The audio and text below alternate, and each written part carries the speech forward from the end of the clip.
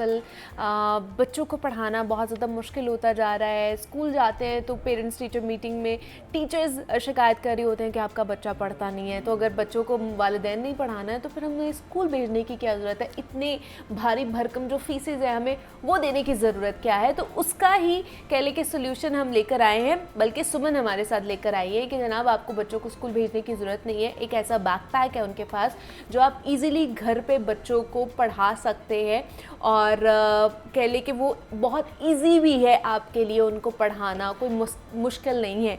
तो Cambridge studies से उसको सारा ड्राइव किया गया है कि जिस तरह उसको है वो उसको बहुत इजीली करके बच्चों के लिए और पेरेंट्स के लिए।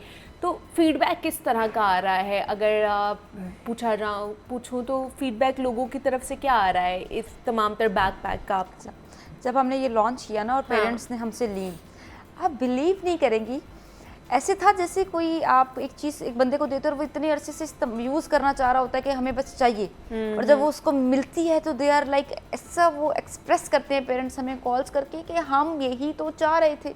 अच्छा, हम यही तो चाह रहे थे कि हमारे बच्चे जो हैं वो कॉन्सेप्ट सीखें, बाय हैंड बहुत ज़्यादा प्रैक्टिस करें और उनको पढ़ाया जाए।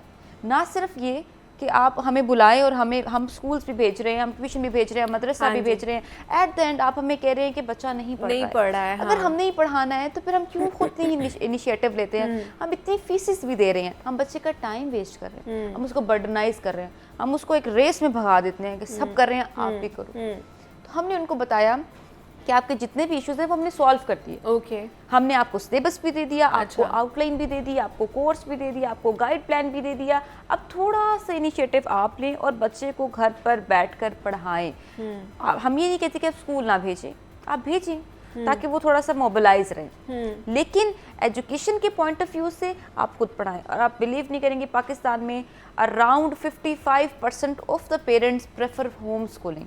अच्छा, अब वो होम स्कूलिंग की तरफ आ रहे हैं और वो करवा रहे हैं इन पाकिस्तान। ओके, वो पाकिस्तान के अंदर होम स्कूलिंग का ट्रेंड बहुत हद तक बढ़ रहा है और आप देखेंगे आने वाले टाइम में ये बिल्कुल डिजिटल होता जाएगा और होम स्कूलिंग की तरफ अब लोग प्रेफर कर रहे हैं क्योंकि अब उनको गेम समझ आ गई है कि एट द एंड अगर हमने ये सुनना है ना कि बच्चे ने नहीं किया तो फिर हमें खुद ही अगर हमें तब भी खुद ही उसके पर फोकस करना तो फिर हम सारी चीजें खुद ही कर लेंगे। हम एजुकेशनल के मसले सुन रहे हैं, हम उसका हल क्यों नहीं सोचते? ठीक है, इस द बुक्स आर हल कि जी बुक्स करवा दें, टेक्स्ट पढ़ा दें बच्चे को, फिर नोटबुक्स करवा दें, फिर रजिस्टर करवा दें, फिर ट्यूटर लगा दें, फिर एकेडमी लगा दें, फिर स्कूल लगा दें। ये हल नहीं है। आप हल को समझें, आप उसका मसला समझें और हल समझें। मसला ये बच्चा कॉन्सेप्ट नहीं गेन कर पा रहा और हाल उसका ये कि आप उसको बार बार प्रैक्टिस करवाएं। अच्छा, दूसरा क्या इसके साथ बच्चों की जो क्रिएटिविटी है वो भी इनहांस होगी?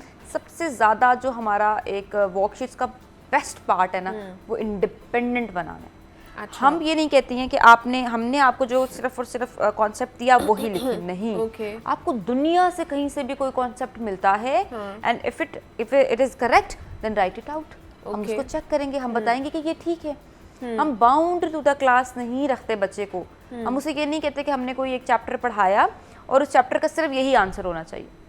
अगर आपको कहीं यूट्यूब से, इंटरनेट से, किसी से, फ्रेंड से, पेरेंट्स से कुछ भी मिल रहा है, आप उसको लिखें।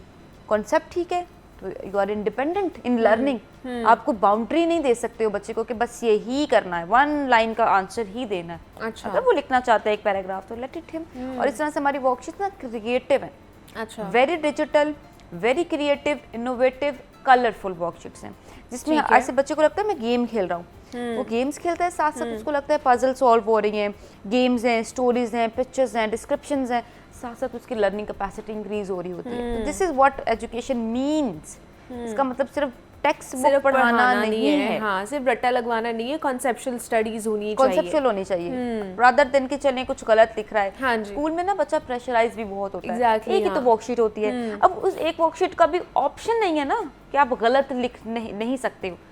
It must be correct. क्या लिखा हुआ होता है उसमें क्वेश्चन आंसर में? Should be correct answer. अब वो बेचारा पजल हो जाता है। और घर में हम क्यों देते हैं कि आप करें कोई बात नहीं, अगर गलत होगा हम दूसरी दफ़ा कर लेंगे। हम अपने अगर हमारे बेबीज हों तो हम तो उन्हें यही कहते हैं ना, कोई बात नहीं, गलत हो गया दोबारा कर लेते हैं, चलो फिर गलत हो गया फिर कर लेते हैं, और फिर तीसरी दफ़ा में वो सीख जाएगा।